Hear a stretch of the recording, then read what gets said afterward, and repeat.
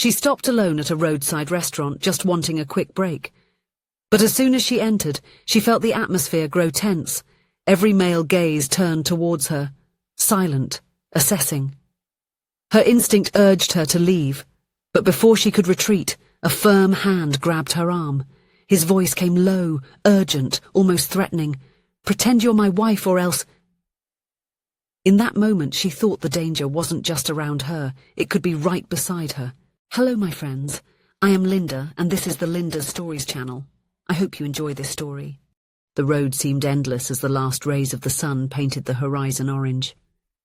Grace had been driving for almost 6 consecutive hours, her eyes burning and her mind clouded by fatigue. Each mile travelled weighed more heavily on her shoulders, as if she was carrying not only her exhausted body, but also all the emotional baggage that had forced her on this journey to a new beginning. The fuel gauge was dangerously close to the red, and her stomach protested with annoying noises. It had been over 10 hours since her last decent meal, a rushed sandwich at some anonymous gas station. The illuminated sign of a roadside restaurant appeared like a beacon in the night that was beginning to fall. "Traveller's Haven," it announced in letters worn by time. Grace slowed down, observing the rustic establishment. A few pickups and trucks were parked in front, indicating that at least the place was frequented. She manoeuvred the car into the gravel parking lot, turned off the engine, and remained seated for a few moments, taking deep breaths. Her reflection in the rearview mirror revealed deep, dark circles and a face marked by fatigue. Physical evidence of the sleepless nights caring for her sick mother until the end, followed by the funeral and the hasty sale of the house to pay off the debts accumulated over the years.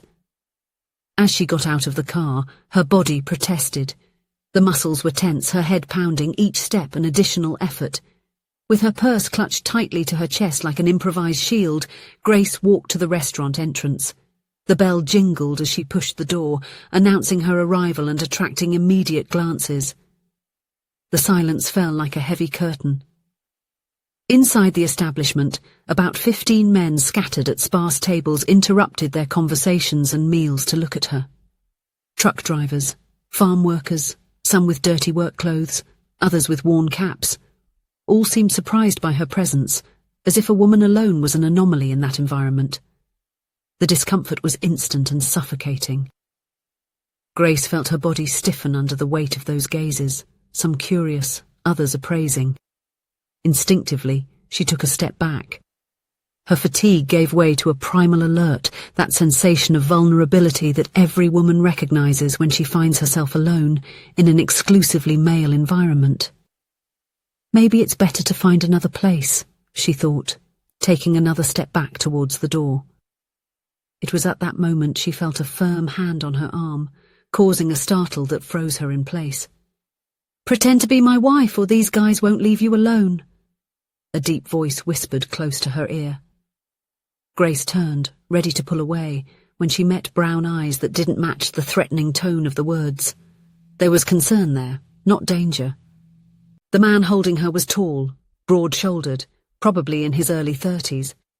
He wore a plaid shirt with the sleeves rolled up to the elbows and an apron that indicated his position in the establishment. "I am Evan, the owner of this place," he continued, keeping his voice low. "It's uncommon for women travelling alone to stop here. Let me help you." Before Grace could respond, he loosened the grip on her arm, transforming it into a gentle touch that guided her away from the door, towards a table in the corner, near the counter and the kitchen. With a gesture that mixed protection and authority, Evan looked at the men in the restaurant, who gradually returned to their conversations and meals. "Water?" he offered, filling a glass even before receiving an answer. "You look exhausted." Grace accepted the glass with trembling hands, sipping in small gulps as she observed the surroundings. The restaurant was simple but clean. Old photographs decorated the wooden walls, along with a bulletin board with notes about the road conditions in the region. The smell of fresh coffee and homemade food filled the air. "Thank you," she finally managed to say, her voice hoarse from the long silence of the solitary journey. "I really didn't expect... well, this." Evan smiled faintly, a gesture that transformed his austere face into something more approachable. "They are good men, actually. Hard-working. But they're not used to visitors like you. We're off the tourist route, you know? Usually only regular travellers, truck drivers, local people stop here." He paused, watching her intently before continuing. "Can I bring you something to eat? The house specialty is beef stew with vegetables. A recipe from my—" He interrupted the sentence, and Grace noticed how his eyes briefly lost focus, as if drawn into a painful memory. "Family recipe," he completed, regaining his composure. "It's comforting on nights like this." "That would be perfect," Grace replied, only then realizing how hungry she was. Her stomach growled in agreement, causing her to blush slightly. Evan nodded and disappeared through the kitchen door. Grace relaxed a little, allowing herself to better observe the place. That's when she noticed beside the cash register a framed photograph of Evan smiling next to a dark-haired woman and a small girl, perhaps 2 or 3 years old. Happiness was palpable in that image, a contrast to the seriousness he now displayed. Through the window, Grace noticed that the weather had changed drastically. What had started as a calm evening was quickly turning into a storm. Heavy raindrops began to hit the panes and lightning illuminated the darkened sky. Evan returned with a steaming bowl of stew and a basket of homemade bread. "You arrived at the right time. When the rain falls like this, the road often floods in some sections." Grace looked worriedly at the window. "Is it dangerous to drive in these conditions?" "Very, especially if you're not familiar with the area." He hesitated, as if weighing his next words. "There is a place to stay at the next exit, the Haven Inn. My sister Lucy runs it. It's simple but clean and safe." Grace nodded, focusing on the meal. The stew was exactly what her tired body needed, flavorful, warm, comforting. Each spoonful seemed to restore a bit of her energy. "This food is delicious," she commented, breaking the silence. "Were you always a cook?" A melancholic smile crossed Evan's face. "No, actually I was a civil engineer. This restaurant belonged to my parents. When they became too old to manage it, my wife and I took over." He paused, and Grace noticed how his eyes lingered on the ring he still wore. "Anna, my wife, was the one who really understood cooking. I learned everything from her. After she—" Evan cleared his throat, leaving the sentence unfinished. "Well, let's just say that keeping this place running is a way to keep part of her alive." The noise of the rain intensified, turning into a real storm. A loud crash indicated that something had fallen near the restaurant. Seconds later, the lights flickered and went out, leaving the room illuminated only by occasional lightning strikes and a few emergency lights powered by a generator. "This happens often during storms," he explained. Grace finished her meal in silence, observing how Evan handled the situation with quiet efficiency, guiding the other customers, checking the generator, keeping everyone calm. There was a silent strength about him. A man hurriedly entered the restaurant, drenched from head to toe. "Evan, a huge branch has fallen on the main road. It's completely blocked. No one will get through until tomorrow, when the city crew can clear it." Grace felt her stomach drop. She was stuck there, without alternatives. As if reading her thoughts, Evan approached again. "I'll call my sister. The lodge is just 500 meters from here. We can reach it even with the main road blocked. There's an alternative trail." "I really don't want to be a bother," Grace began, but was interrupted by Evan's determined look. "It's no trouble. It's what we do around here. We help each other when needed." There was something in that moment, in that simple offer of help without expectations, that touched Grace deeply. For years, she had been the caregiver, the responsible one, the problem solver, the one who bore the weight of others' needs. Being the object of someone's care, even a stranger's, was an almost forgotten feeling. When the generator finally stabilized the power, Evan made the promised call. Grace watched him talking on the phone, noticing how he kept his shoulders upright even when he seemed tired from the exhausting routine. "Everything is arranged," he informed after hanging up. "Lucy is waiting for you. I'll close the restaurant earlier today and take you there. He paused, looking out the window at the relentless storm. I just need to pick up my daughter first. She's at our apartment with the babysitter. You have a daughter? Grace asked, though she already knew the answer from the photograph. Yes, Mia, 4 years old, the treasure of my life. There was so much love and pain mixed in that sentence that Grace felt a lump in her throat. As the last customers left, shielding themselves as best as they could from the torrential rain, Evan disappeared through the back of the restaurant. Minutes later, he returned accompanied by an older woman and carrying in his arms a dark-haired, sleepy-eyed little girl, the child version of the woman in the photograph. Grace, this is Mia, he introduced, and this is Eleanor, who takes care of her while I'm at the restaurant. The girl looked curiously at Grace, studying her with that particular intensity of children. After saying goodbye to Elena, who lived nearby and insisted on going home despite the rain, I've faced worse storms than this in my 60 years. Evan grabbed 2 large umbrellas and a flashlight. Ready? He asked. The walk to the inn was an adventure in itself. The rain beat down relentlessly, the wind made using the umbrellas difficult, and the alternate trail had turned into a muddy path. Evan led the way with the flashlight, carrying Mia with one arm and lighting the path with the other. Grace followed closely behind, holding her small suitcase and struggling against the wind to keep the umbrella useful. The Haven Inn appeared as a welcoming sight in the stormy night, a large 2-story house with a wide porch and yellow lights spilling from the windows. Lucy, Evan's sister, was at the door, waiting for them with dry towels and a worried expression. You're soaked! Come in quickly, she urged them. The interior of the inn was as cozy as its exterior appearance promised. Cream-coloured walls, dark wooden furniture, soft rugs, and a lit fireplace in the centre of the common room created an atmosphere of immediate warmth. I've prepared the corner room for you, Lucy informed Grace, while Evan helped Mia dry off.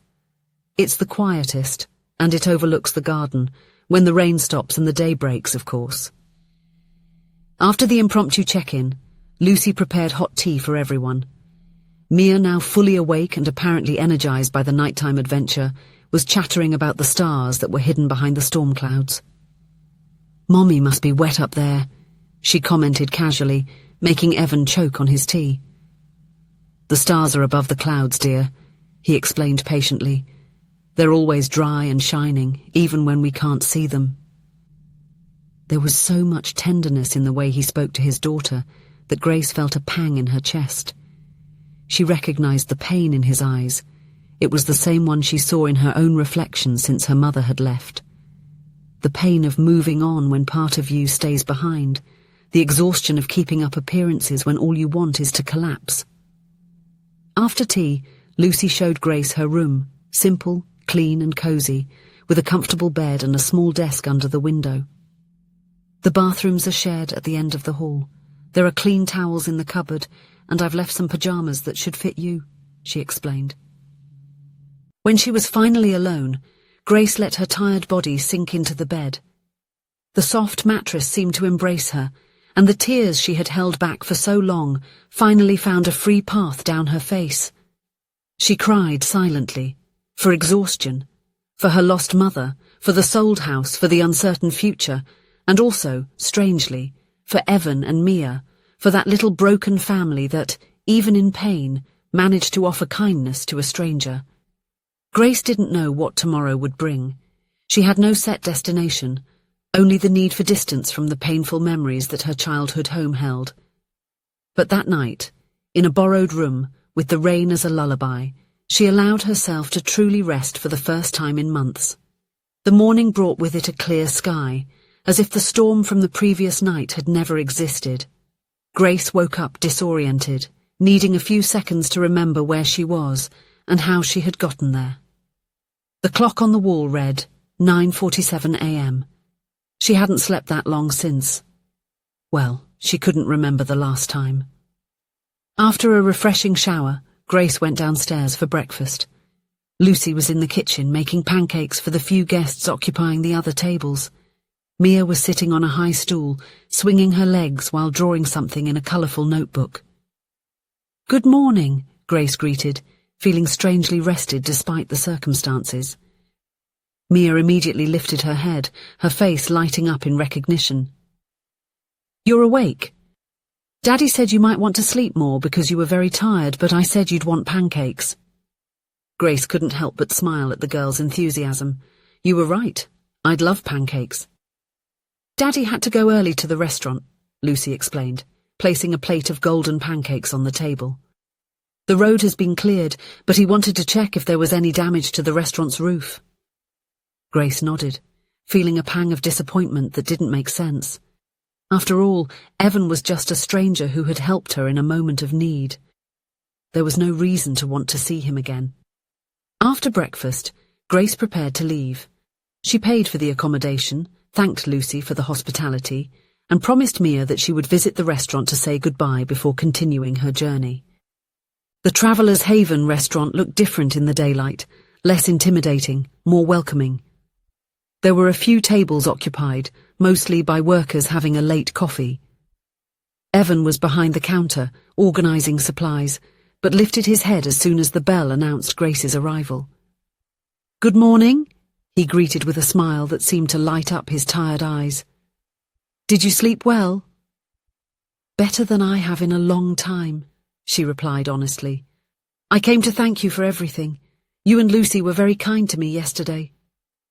Evan gestured to dismiss the thanks. "It was nothing. I know what it's like to be too tired to move on." There was something in the way he said that which made Grace hesitate. A deep understanding, a mutual recognition of pain and exhaustion. "Coffee?" he offered, already grabbing a clean cup. Grace should have said no.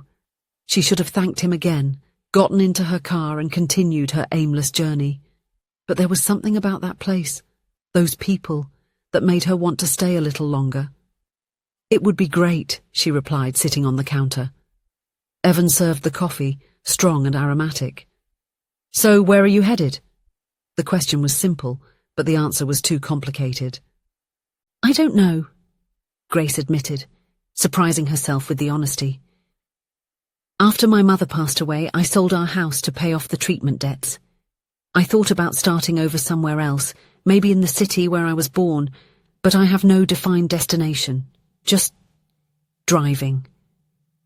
Evan nodded, understanding. Sometimes it's more about running away from somewhere than getting to somewhere. Exactly. As she finished her coffee, Grace noticed a small poster pinned to the board near the counter. It was simple, handmade, announcing a temporary position at a local inn. Accommodation, meals, weekly salary, and immediate start. Her eyes lingered there longer than she cared to admit, perhaps because of the words, accommodation included, or maybe because of the promise of something she hadn't felt in months. Stability, albeit minimal. Evan noticed her gaze fixed on the poster. He didn't comment immediately, just observed how hope and fear seemed to wrestle inside her. When he finally spoke, he did so with gentle curiosity, almost cautiously. "Thinking about applying?" he asked without looking directly at her, as if trying not to invade her space. Grace looked away from the poster, hesitant. "I don't even know if I'm thinking of anything," she admitted, with a tired smile that didn't reach her eyes. Evan didn't try to fill the silence or offer solutions. He simply mentioned, in a straightforward manner, "The position is real. The innkeeper is a good person. If you decide to try, it's not a bad choice." It wasn't advice. It was merely a fact shared between strangers who understood each other effortlessly. Grace expected nothing from him, much less help, but the information fell into the right place at the right time. She decided to try. She called the number on the poster and within a few hours had been interviewed and hired. The simplicity of the process, the normalcy of the routine that approached, brought her a strange sense of relief. As if suddenly life had offered her an unexpected pause. As the days passed, she adapted to the rhythm of the inn, to the tasks, to the tranquil mornings and the busy nights. Evan would sometimes appear to deliver supplies or pick up orders, and on those occasions they exchanged small fragments of life, brief, without expectations. One afternoon, as he was leaving boxes in the storeroom, he commented almost without thinking, "You seem lighter." Grace simply replied, "I think it's the first time in a long while that I have a place to stay." Gradually, without realizing it, they found a kind of mutual care they hadn't asked for and hadn't sought. A silent recognition. Both had lost much, but there, in that region forgotten by maps, they found something they weren't looking for: presence, understanding, and a calm that seemed impossible anywhere else. In the end, no one would say it was a coincidence. It was as if two broken paths had crossed exactly at the point they needed, two weary hearts that, in pain and love, discovered each other. Not by the chance of meeting, but because somehow it felt like it was always meant to be. If you enjoyed the story, please leave a comment with a rating from 1 to 5 to show how much you liked it. Also, watch the video that is now appearing on your screen. See you soon.